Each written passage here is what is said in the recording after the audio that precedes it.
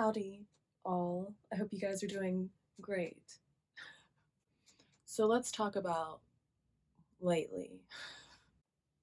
About a month ago, I was on a plane feeling pretty lucky because I was at the window seat. There was a space between me and the aisle seat haver. It was just this lady.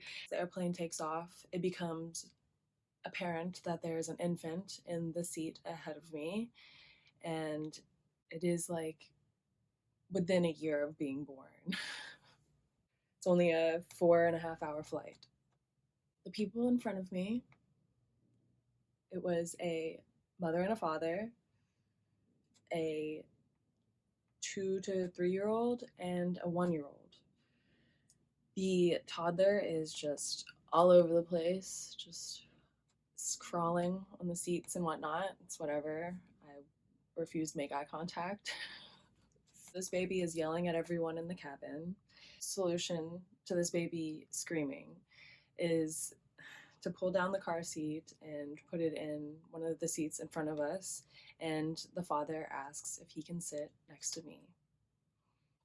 I, of course, say yes. He offers to buy me and the other lady drinks for just like putting up with this. I heavily decline because I'm not with this. I mean, I'll admit I was not in the was not being very demonstrative or congenial. I was just keeping my vision down to what I was doing because this man is pushing my buttons and I'm already in this like kind of a mood because as I was taking off from Nashville, it was about 7 p.m. and there was a Titans game. I live off of the exit where everyone is going to get into the Titans game. So I had already just been a little rough around the edges.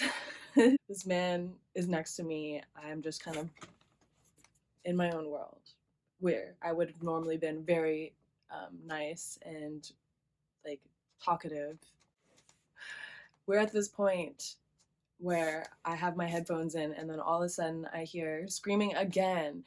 Spoiler alert, they're screaming for probably about 79% of this plane ride.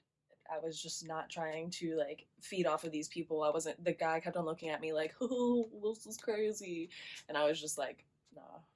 He had been sitting next to me probably 15 minutes. The wound is very fresh. And this toddler is poking its head. And so she crawls over the seat. And now I have a toddler and a man next to me in a seat. And there's a seat in front of me that is open. And I'm fine. I'm doing good. I swear I was not outwardly mean or aggressive to these people. I just feel like I was radiating heat, probably. And then, like, another 10 minutes from that, the man asked the lady in the aisle seat if she would like to move up up a row. So he has made a space between me and the child. The kids are still off and on screaming. The man is like walking the baby like up and down the aisles. Like, I know they're going through it. And at the time, I did not have any sympathy. I have sympathy for them a little.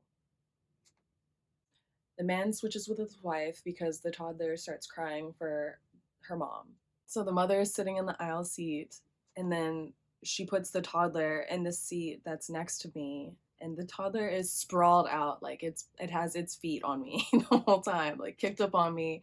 It is humorous. At one point I saw the toddler just like like mouth open, yelling, coughing just out of sheer lack of oxygen or something. I don't know, but she just goes. There's no masks on these banshees. I'm just like feeling all types of ways.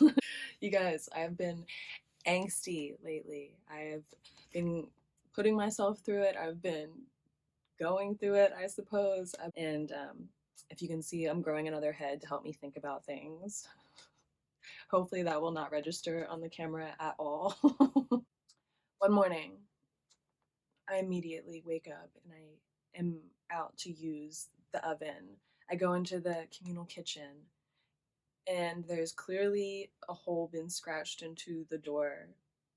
And ominously, there has clearly been a hole scratched into the door by a small animal.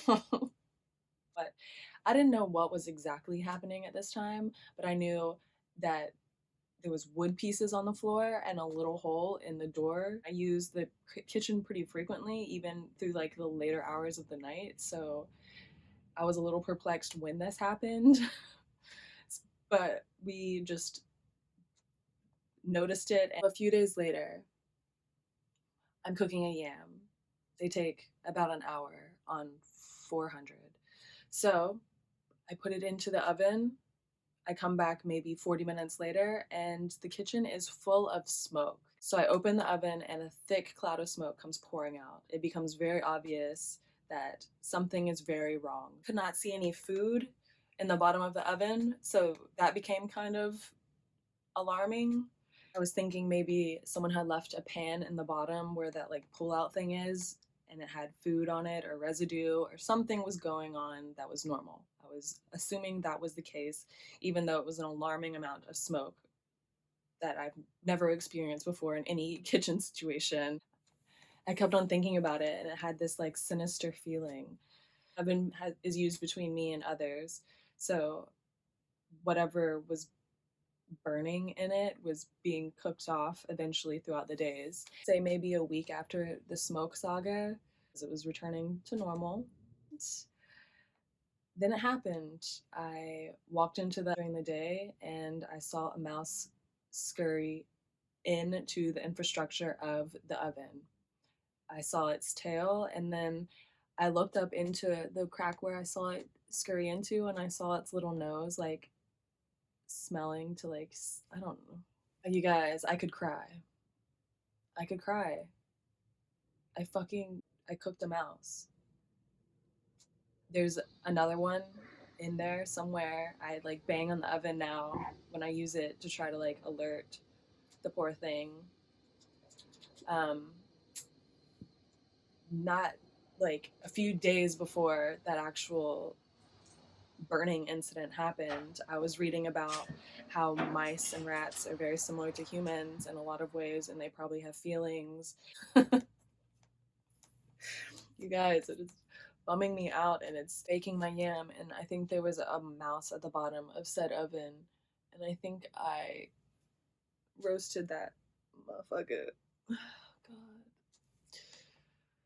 And I don't know where he is. His bones are just being cremated into dust with every use. It kind of sent me into a little dark abyss for maybe a week and a half. Things have been easier, but I think things are changing for the better at this point. This has nothing to do with the mouse, by the way. I've had a lot going on with my mind and with life lately, and I live near the ocean, so I get to go there and stare at it whenever I feel like things are too overwhelming because it makes me feel really small and it helps with perspective. And I hope you guys are doing well, and you gotta know I love ya.